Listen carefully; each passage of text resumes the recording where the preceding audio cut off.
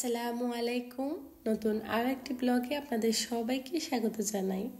কাছে এবং দূরে, দেশ এবং দেশের বাহিরে যে যেখান থেকে আমার আজকের এই ভিডিওটি দেখছেন, আশা করছি আল্লাহর রহমতে সবাই ভালো আছেন। আলহামদুলিল্লাহ, আমরাও ভালো আছি।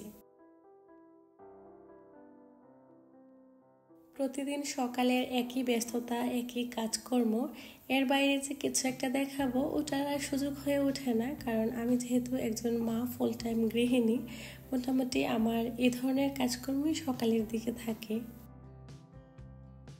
প্রায় সময় চিন্তা করি যে কী ধরনের ভিডিও আপলোড করব বা কখন সময় থেকে শুরু করব, ওই রকমভাবে বুঝে উঠতে পারি না। আসলে সকালের দিকে ভিডিওটা স্টার্ট করলে সারাদিনের টুকটাক কাজকর্ম কিছুটা আপনাদের সঙ্গে শেয়ার করতে পারি। তো এটা থেকেই সকালের দিকে আজকে ভিডিওটা শুরু করেছি। আশা করছি বরাবরের মতো আপনাদের কাছে ভালো লাগবে। সারাদিনে সংসারের বাকি কাজকর্মগুলো যে কোনো টাইমে করি না কেন তেমন একটা সমস্যা হয় না, তবে সকালের কাজগুলো সময়ের মধ্যে করতে হয়, তা না হলে পরে তো রুদ্ধশ্বাস দৌড়াতে হয়।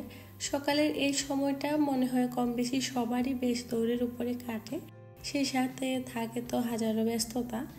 সকালের কাজগুলো সকালে না করলে পরে তো অনেক বেশি ঝামেলায় পড়তে হয়। বাচ্চাদের স্কুল থাকলে তাদেরকে রেডি করা, স্কুলের টিফিন রেডি করা, সেই সাথে নিজেদের জন্য নাস্তা বানানো, খাওয়া দাওয়া, মানে সব মিলিয়ে পুরো দৌড়ের উপরেই সময়টা কাটাতে হয়। তো এই সময়টা আমার মনে হয় আমার মতো সব মায়েদেরই একটু ঝামেলায় কাটে, তবে বেশি যে একটা কঠিন এরকম না, ম্যানেজ করে নেওয়া যায় আর কি। এখন প্রায় সময় 10:30টার মতো বেজে গিয়েছে। জুনায়েদকে স্কুলে দিয়ে আসতে হয় না ঠিকই, তবে ওকে রেডি করিয়ে বাস অব্দি দিয়ে আসা মোটামুটি বেশ ঝামেলায় কাটাতে হয়।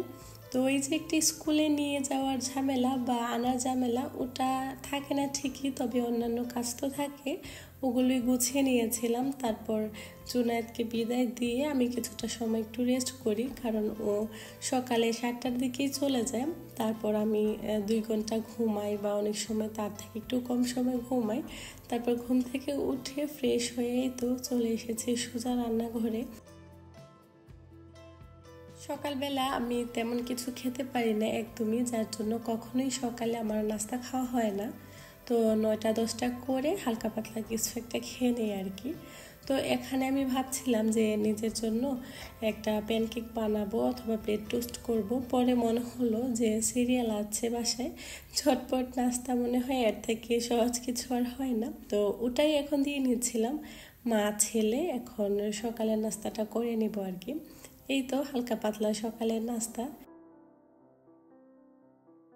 নাস্তা খাওয়া শেষ করে আমি টুকটাক যেসব থালাবাটি জমেছিল ওগুলোকে ক্লিন করে নিয়েছি। ওই তো সকালে খাওয়ার পর যেসব থালাবাটি হয়েছিল আর কি। তো এখন না সিঙ্কে একটা চামচ পড়ে থাকলে আমি সাথে সাথে ওটা ক্লিন করে নেওয়ার চেষ্টা করি। আগে একটা সময় দেখা যেত আমি সকালে খাবার দাবারের পর থালাবাটিগুলো রেখে দিতাম আর কি, দুপুরের দিকে আমি ক্লিন করতাম। তো পরে আমার অনেক সময় চলে যেত, তো তারপর থেকে আমি সাথে সাথে পরিষ্কার করে নেওয়ার চেষ্টা করি। এখন না অনেক ইজি হয়ে গিয়েছে, সেই সাথে কাজ করতেও না বেশ ভালো লাগে, সিঙ্কটা ফাঁকা ফাঁকা থাকে। তো যাই হোক, এখানে টুকটাক করে কাজকর্ম গুছিয়ে নিচ্ছি, প্রতিনিয়ত যে কাজগুলো থাকে আর কি। আমার রান্নাঘরটা অনেক বেশি ছোট, আপনারা যতটুকু ভিডিওতে দেখতে পান শুধুমাত্র কাউন্টার টপটা এইটুকুই, আর অন্য পাশে সিঙ্ক এরিয়া জাস্ট এটুকুই। তো এটা আমার যে কি পরিমাণ পরিষ্কার রাখতে হয়, আর আমার কিচেনে না একদমই জানালা নেই একটা সাইডে, সেই সাথে কোনো রকম আলো বাতাস আসার কোনো স্কোপ নেই, যার জন্য এত বেশি তেল চিটিতে হয় যে আমি প্রতিনিয়ত এগুলোকে ক্লিন করতে হয়। মানে আজকে যেটা দেখতে পাচ্ছেন আপনারা, সব সময় তো আসলে দেখানো হয় না সব কাজকর্ম, এতে করে ভিডিওটা বেশ লম্বা হয়ে যায়। তো অনেকটা কেটে এডিট করে তারপর আপলোড দিয়ে থাকি। তো এটা হচ্ছে আমার প্রতিদিনের কাজের রুটিনের মধ্যে একটা, যে কাজটা আমার প্রতিদিনই করতে হয়। এই যে কাচের জারগুলো দেখতে পাচ্ছেন, এগুলো ক্লিন করা আমার প্রতিদিনের কাজ হয়ে দাঁড়িয়েছে এখন। তো সব সময় পরিষ্কার রাখতে হয়, তা না হলে কেমন যেন একটু ঘোলাটে হয়ে থাকে, ক্লাসগুলো দেখতেও ভালো লাগে না। তো আমি সব সময় এগুলোকে একটু পরিষ্কার করে রাখার চেষ্টা করি। তাছাড়া প্রতিদিন পরিষ্কার করার একটা সুবিধাও আছে, ওই যে মাসে একটু সময় নিয়ে যে এগুলো পরিষ্কার করব ওই সময়টা তো আমার হয়ে ওঠে না। তবে সব সময় পরিষ্কার করার কারণে ওই রকম আহামরি ময়লাও হয় না, যেহেতু প্রতিদিনই পরিষ্কার করে থাকি। ভাড়া বাসায় যতটুকু কিচেন পেয়েছি বা যেরকম পেয়েছি ওরকমই, এর বাইরে যে কিছু একটা করব সেটার সুযোগ আর থাকে না। আর তাছাড়া সব বাড়ির মালিকরা কিন্তু সেমও হয় না, তো ওনাদের থেকে অনুমতি নিয়ে কিন্তু কিছু একটা করতে হয়।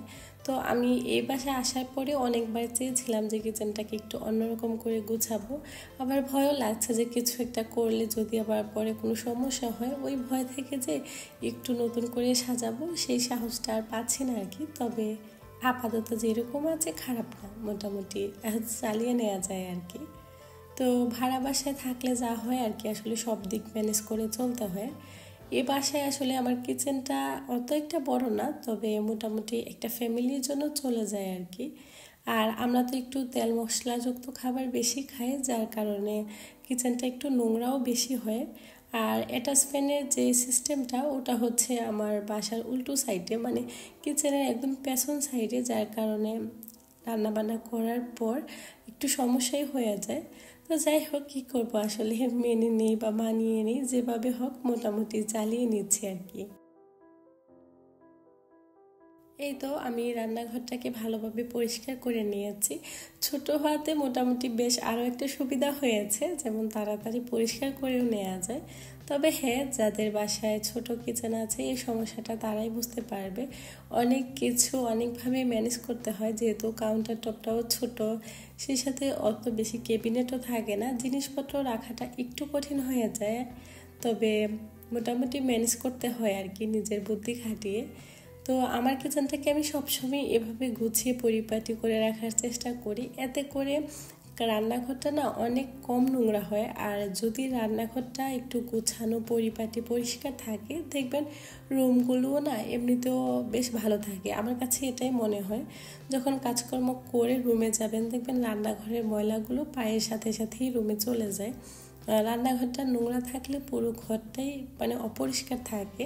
তো সবসময় আমি চেষ্টা করি রান্না বান্নার পরে হোক বা আগে, মানে যে কোনো টাইমের মধ্যে সবসময় আমি রান্নাঘরটাকে ক্লিন রাখতে।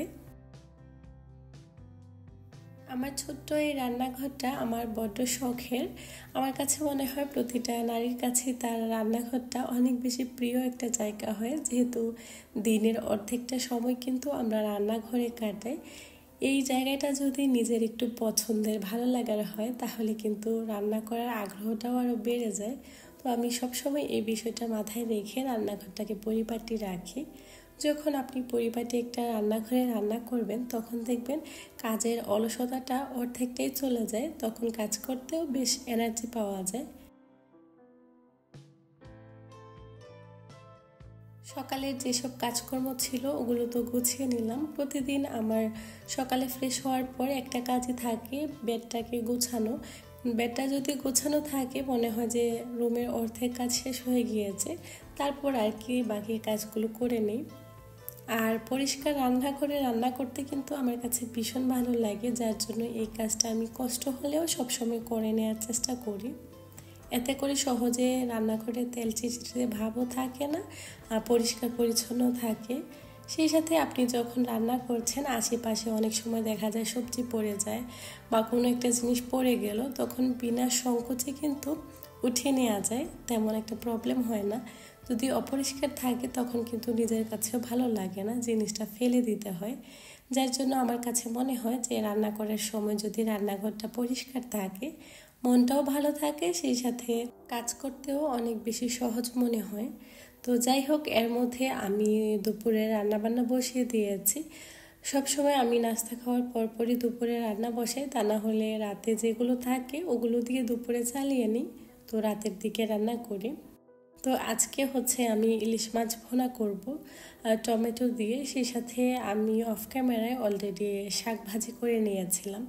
গতকাল জুনায়েদের বাবা কলমি শাক নিয়ে এসেছিল, তো ওগুলোই ভাজি করে নিয়েছি।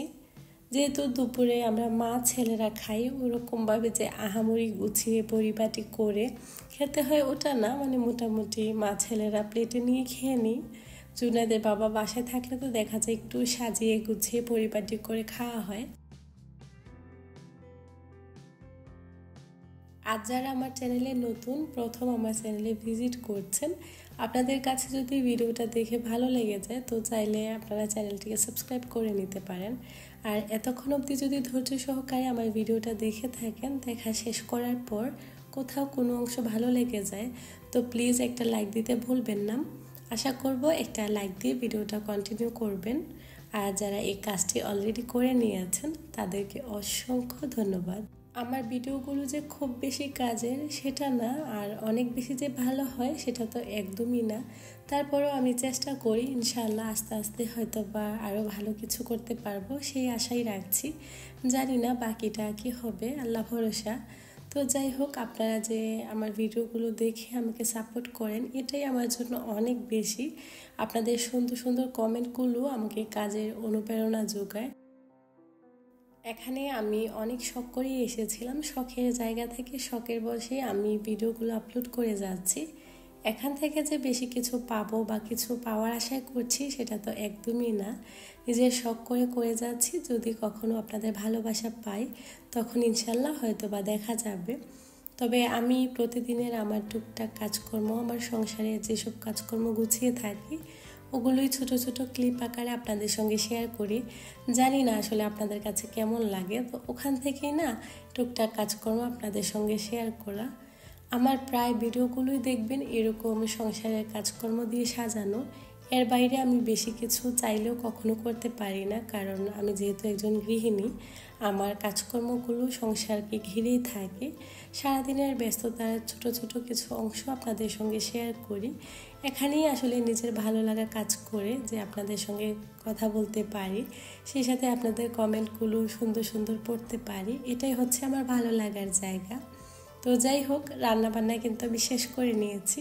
ফ্রিজে একটা আইসক্রিম ছিল, ওটাই এখন বের করে নিলাম। রান্না করার পর বেশ গরমও লাগছিল, তো এটাই হচ্ছে মা ছেলে খেয়ে নিয়েছিলাম।